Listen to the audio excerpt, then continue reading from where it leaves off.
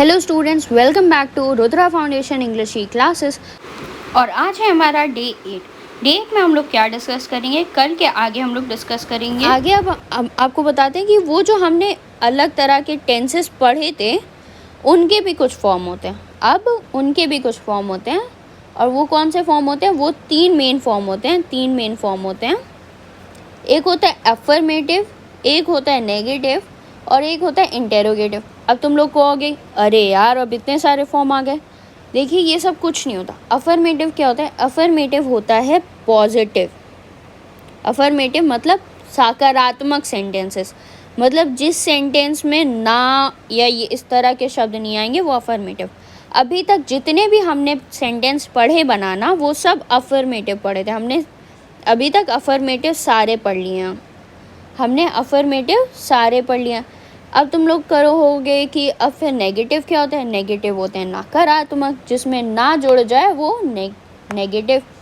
तो नेगेटिव कुछ नहीं होता है, उसमें बस क्या हो जाता है, उसमें हम लोग चेंज कर देते हैं, नॉट ऐड कर देते हैं। क्या ऐड कर देते हैं? नॉट ऐड कर देते हैं।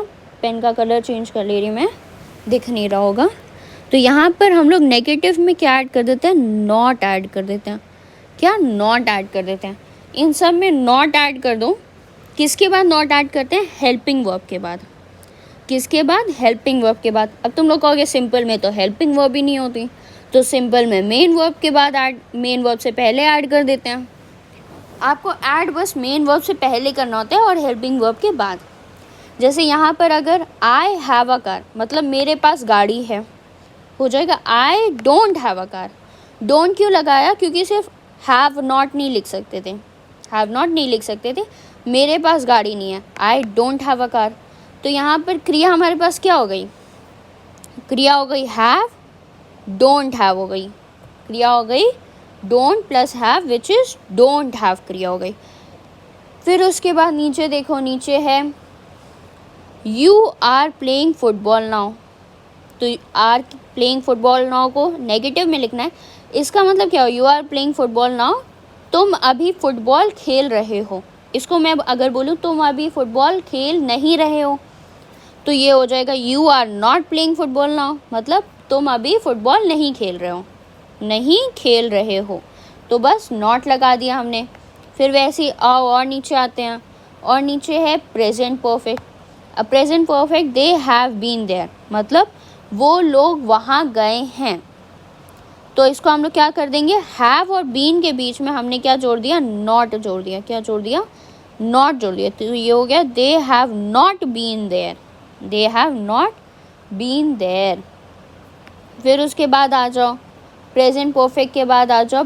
अच्छा, तुम लोग ये ध्यान से नोटिस किया होगा, तो देखा होगा कि ये तो प्रेजेंट परफेक्ट लिखा है, फिर इसमें बीन कहाँ से आ गया? बीन तो प्रेजेंट परफेक्ट कॉन्टिन्यूस या पास्ट परफेक्ट कॉन्टिन्यूस में आता था, तो ये बीन कहाँ से आ गया? एक्चुअली यहाँ पर बीन कोई हेल्पिंग वर्ब नहीं है। अगर बीन हेल्पिंग वर्ब होता तो यहाँ पर हेल्पिंग वर्ब नहीं है बीन, यहाँ पर हेल्पिंग वर्ब बीन नहीं है। बीन यहाँ पर नॉर्मल क्रिया के लिए यूज़ हो रहा है और हैव है हेल्पिंग वर्ब। ठीक है, ये बात ध्यान रखना कि यहाँ पर बीन हेल्पिंग वर्ब नहीं है, वरना तुम लोग कंफ्यूज हो जाओ कि यहाँ पर बीन कहाँ से आ गया। तो हम लोग कहाँ थे?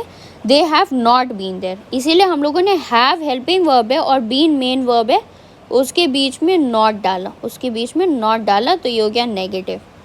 फिर उसके बाद प्रेजेंट परफेक्ट कॉन्टिन्यूस। अब इसमें तो बीन रहेगा ही, तो अब यहाँ पर नॉट कहाँ छोड़ता है? यहाँ पर भी नॉट हैव और बीन के बीच में जोड़ता है। हैव और बीन के बीच में हम लोग नॉट जोड़ते हैं, लेकिन यहाँ पर मेन वर्ब क्या होती है? मेन वर्ब इन दोनों के बाद आती है, विच इज़ लिविंग। यहाँ पर इस सेंटेंस में क्या है मेन वर्ब?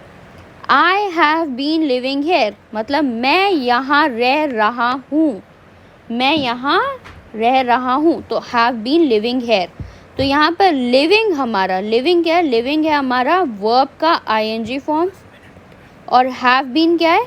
हैव बीन हमारा हेल्पिंग वर्ब है। अब इसे नेगेटिव में टर्न करना है, नेगेटिव यानी नकारात्मक सेंटेंस बनाना है, तो हम लोग क्या करेंगे? हैव और बीन के बीच में नॉट जोड़ देंगे। क्या जोड़ देंगे? नॉट जोड़ देंगे। तो ये हो जाएगा they have not been living hair.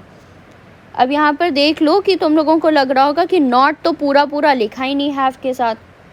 तो जब हैव और नॉट को लिखते हैं तो हम लोग बीच में ओ को गायब करके एक मार्क बना देते हैं। ये मैंने अपने स्टार्टिंग के क्लास में बताया भी था कि इसको अपॉस्ट्रॉफी मार्क बोलते हैं, अपॉस्ट्रॉफी मार्क। अगर आसमान में ये ऐसा मार्क दिखे तो वो अपॉस्ट्रॉफी है, और ज़मीन पर दिखे तो कॉमा है, ठीक है। फिर उसके बाद आता है नेक्स्ट। नेक्स्ट है हमारा पास्ट सिंपल या फिर सिंपल पास्ट, कुछ भी बोल सकते हैं। तो वो अफर्मेटिव में क्या होता है, अफर्मेटिव होता है सब्जेक्ट प्लस मेन वर्ब की कौन सी फॉर्म होती है, मेन वर्ब की सेकेंड फॉर्म। कोई हेल्पिंग वर्ब होती है, नहीं होती है।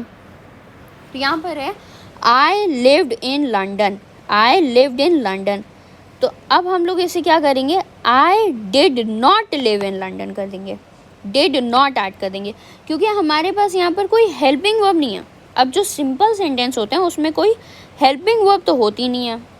हेल्पिंग वर्ब होती है कोई सिंपल में, चाहे प्रेजेंट सिंपल देख लो, चाहे पास्ट सिंपल देख लो, चाहे फ्यूचर सिंपल देख लो, हमारे पास क्या नहीं होती है, हेल्पिंग वर्ब नहीं होती है। तो अब नॉट कहाँ जोड़ें, ये सेंटेंस आता है तो उसमें हम लोग यूज़ करते हैं डू या फिर डिड, डू या फिर डिड यूज़ कर लेते हैं। तो जैसे हमने यहाँ पर यूज़ किया डू नॉट कर दिया, वैसे यहाँ पर डिड नॉट कर दिया। तो I did not live in London या फिर I didn't live in London. अब डिडेंट और डू नॉट में कोई अंतर नहीं है, दोनों सेम है। डू नॉट को हम लोग छोटा करके लिख देंगे, मतलब डू नॉट को डोंट लिख देंगे, और डिड नॉट को डिडेंट लिख देंगे। मतलब ओ को हटाकर एक अपॉस्ट्रॉफी मार्क लगा देते हैं। अपॉस्ट्रॉफी मार्क कैसा होता है, ऐसा होता है देखने में, ऊपर लगाते हैं, जैसे ये वर्ड है, ये वर्ड है, इसके बीच में ये अपॉस्ट्रॉफी मार्क लगा होता है, ग्रामर में पढ़ा भी होगा। फिर आता है नेक्स्ट। नेक्स्ट क्या हमारे पास पास्ट सिंपल हो गया। तो जो नेगेटिव में टर्न करने का पैटर्न है वो पूरा सेम है।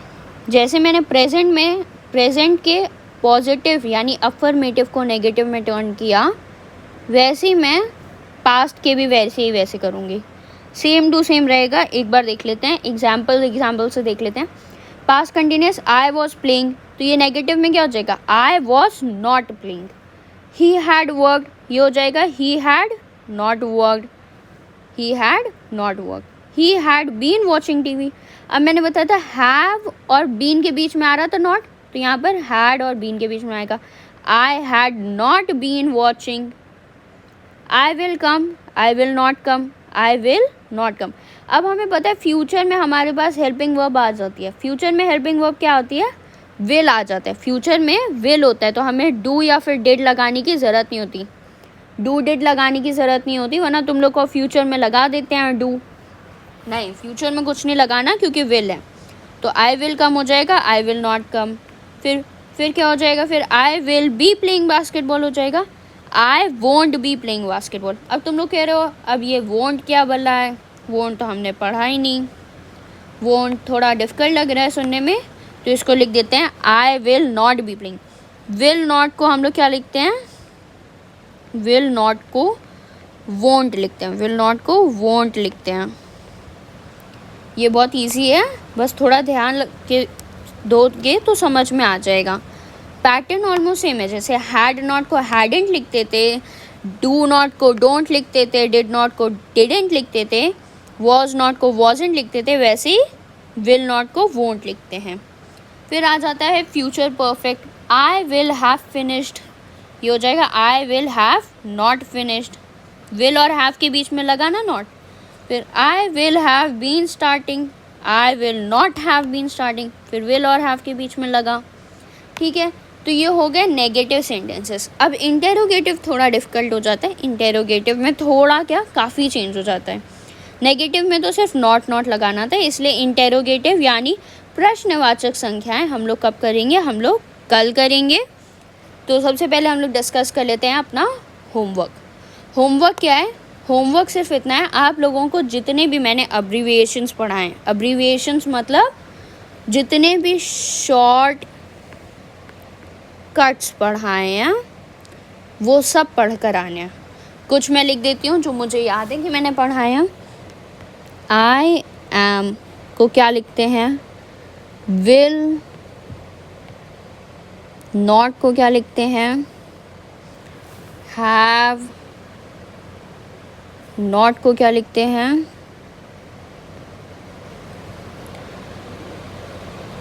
वॉज। नॉट को क्या लिखते हैं? डू। नॉट को क्या लिखते हैं? डिड। नॉट को क्या लिखते हैं? ये नॉट है, ठीक है। मेरी हैंड राइटिंग थोड़ी गंदी आ रही है पर ये नॉट ही है। एंड सॉरी कलर रॉन्ग हो गया, कोई बात नहीं, समझ में आ रहा है। आई एम को क्या लिखते हैं? विल नॉट को क्या लिखते हैं? हैव नॉट को क्या लिखते हैं? वॉज नॉट को क्या लिखते हैं?